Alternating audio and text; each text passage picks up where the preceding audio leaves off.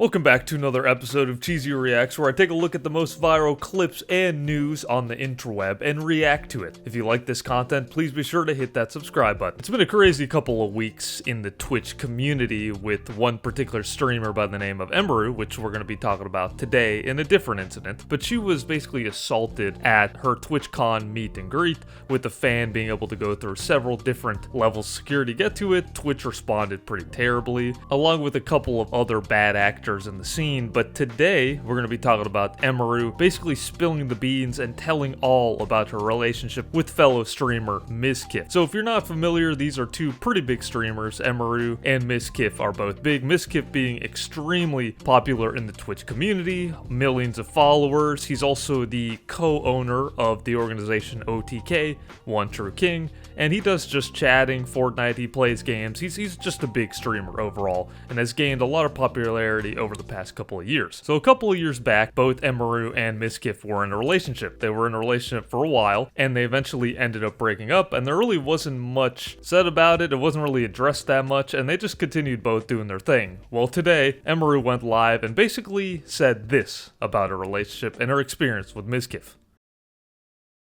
Today, I'm finally going to be opening up about the psychological and domestic abuse, stalking and harassment, sexual assault, and threats of blackmail that Mizkif has done towards me, and some of these issues which are still ongoing.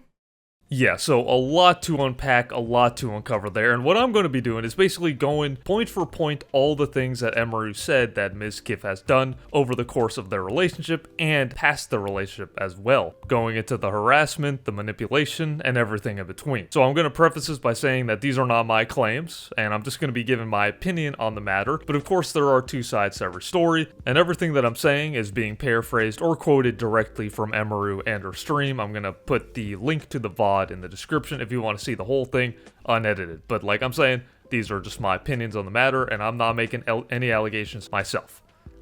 She begins the stream by saying the clip that I just mentioned, and it's pretty heavy. It's a big thing to sort of reveal, and it's definitely, you could tell it's something that she's been kind of keeping hidden for quite some time now. And one of the big things, one of the first things she says about is that she was told by Mizkif himself that if she ever spoke out against him, that he would basically do a smear campaign against her, so essentially blackmail. And this has gone on so long that actually in this TwitchCon a couple of days ago, Mizkif allegedly spoke to one of her employees and basically said that if Emiru ever talked about him, that he would go out and say that she killed her pet rabbits, which she had when they were together. At TwitchCon, one of my employees told me he went up to them and he threatened them, saying, "If Emmy ever tries to talk about me, I will destroy her," whatever that means. So again, really twisted, if true, really messed up. So essentially when they started dating, she goes on to say that their relationship was very codependent and that he was extremely controlling. He would determine what she would wear, she would hang out with, what she would stream, what she would do on stream. So much so that he also deliberated when she would stream as well. And she said how she only streamed a couple of days back then. That was because of him. He would also get very aggressive. He would throw plastic bottles at her. He threw his phone at her on several different occasions. Actually ended up giving her a black eye, I believe, in that incident. He threw the phone at her and ended up hurting her. And he would always say that it was an accident, quote unquote. And he would also destroy the furniture, destroy walls. He would bang on the door screaming. And in one really intense incident, she said that he would go 150 miles an hour in the car when she was in it and threatening to unalive himself and her. So just really, really intense stuff. And I understand that in these relationship things can get very heated. And again, I'm not sure what led up to that, but those things are definitely, no matter who's doing them, extremely intense and definitely uncalled for. But multiple things also happened while she was streaming. She recalls one Rust event that they were doing. He was kind of angry that she was getting more views than he was, so we ended up kind of ending his stream. He walked past her streaming room and slammed the door, broke the door, something like that, and kind of ended up berating her as well after the fact. So several things happened there during stream, and she said that you can go back and just see some of the clips that actually showcase things that were happening during her stream. He would message her a lot on Discord while she was on stream, and just one kind of pattern that I noticed here is that he really did not like when other streamers, particularly her, did better than him in terms of views. So very egotistical if true, and that's something that I guess shines a lot of insecurity on that, in my opinion, from what I'm seeing. And I see this behavior in a lot of streamers. They're very egotistical when it kind of comes to that. They don't want anyone else doing better than them. They're very reliant on how much views, how much followers, and they really do think that they're on top of the world. And if anything less than that, they're not happy with it. So a lot of these streamers are like that. Power in general seems to get to people's head a lot. You could see it in Hollywood, you could see it in the streaming scene, you could see it all the way down to YouTubers. It happens all the time, and it's just some people are not built like that, and it's really, there's no excuse to be acting like that or being so unbelievably selfish and egotistical that no one else, not even your own partner, can do better than you. But going back to probably one of the more intense things which you mentioned, the harassment. So essentially after they broke up, shortly after that, he went over to her house and he hugged her and they were kind of talking and one of them was crying. And then he kind of made an advance on her, an unwarranted advance on her. He tried to climb on top of me and aggressively shoved his hand down my pants. And I screamed. Yeah. And when I screamed, he jumped off me like a cat, like... He kind of didn't even apologize or check if she was okay. He just said he felt more weird about it, and he kind of just left. So after that point, shortly after that point, she cut all contact with him completely since January of this year, has not replied to any of his messages, and hasn't said anything to him, has basically tried to avoid him like the plague, which you see in a lot of relationships when they end, that's kind of what happens. But now she decided to put her foot down and just close all contact with him. With that being said though, he's attempted to contact her over 40 times over the course of this year. Several times, you know, through different platforms, on Discord, phone, all that stuff. So it doesn't seem like she blocked him, but she just flat out ignored him. And she shows all the messages that he's been sending over and over and over and over again to basically get into contact with her, to be able to talk with her, and she's ignored all of them, like she said.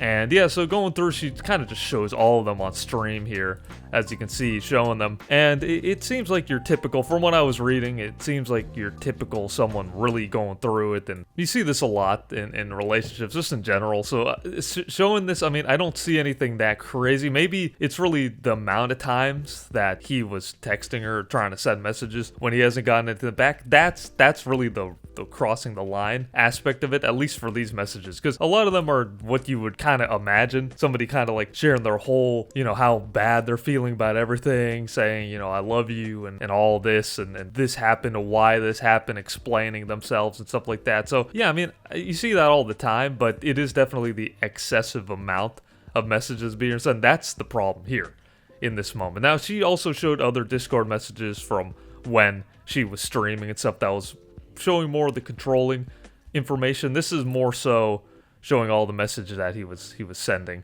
out to her to try to get into contact with her. So that happened, and she kind of tells other stories about how he was sort of crossing the line. And one of the big things that she mentioned was an incident that occurred a couple of months ago where her and two other streamers, Cinna and Valkyrae, they were both walking on the Santa Monica Pier, and a stalker kind of came out of nowhere, found them, and sort of attacked them.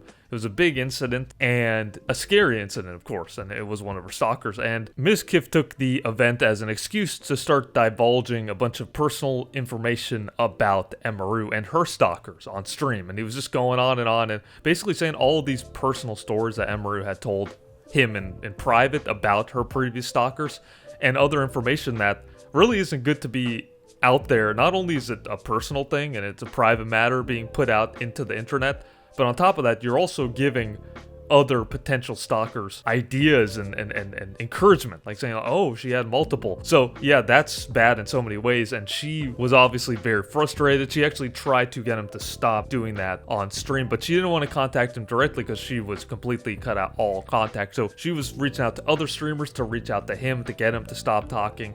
Apparently they called him and all that, and he really didn't stop talking about that. So it really was a messed up situation, and above all, you know, he definitely blackmailed her in a lot of ways by saying that if she ever spoke bad about him, that he would say that she unalived her rabbits when she had them in the past. So yeah, an extremely messy, sticky situation, and this is her side of the story. There's also other clips of Mizkif kind of talking about how it was a two-way thing, that she also, these fights that they had when he would get very angry, punch walls, stuff like that, throw things, he said himself that it was a two-way thing, that things escalated to that point.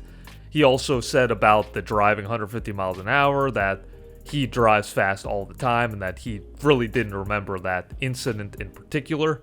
I truly hope nothing but the best for Emmy. I know she said a lot of these things today, and I do believe a lot of them were false, but I do hope nothing but the best for her. In regards to being controlling, I told her many things.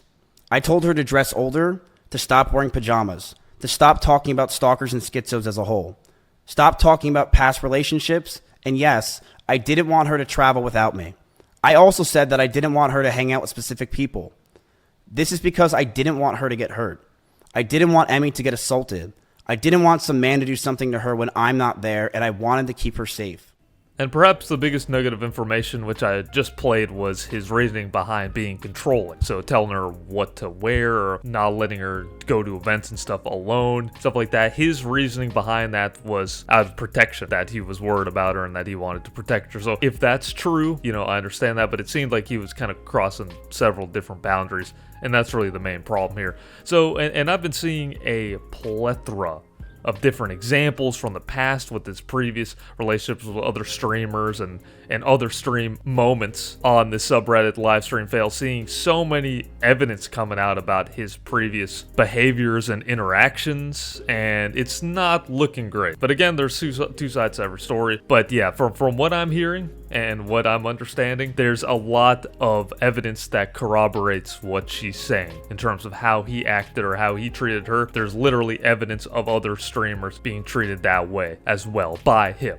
So it's pretty crazy, and she showed a bunch of evidence about, if nothing else, you could see literally the evidence of the text and stuff, assuming that's all real. But yeah, it's a crazy situation. I don't really care for Mizkif one way or the other, and I'm not really a huge follower of Emiru either. Seeing both sides objectively, not really knowing too much about either of them, only seeing them in clips here and there, it seems like a believable story more on her side. But again, it's hard to say without laying out all the evidence and everything, and just a very sticky situation on all ends. But that's pretty much a quick rundown of the allegations that she had against him. But let me know below what you think about all this and the allegations, and please be sure to hit that subscribe button, stay up to date with the latest videos just like this. All support is always greatly appreciated, and that's the way the muffin crumbles.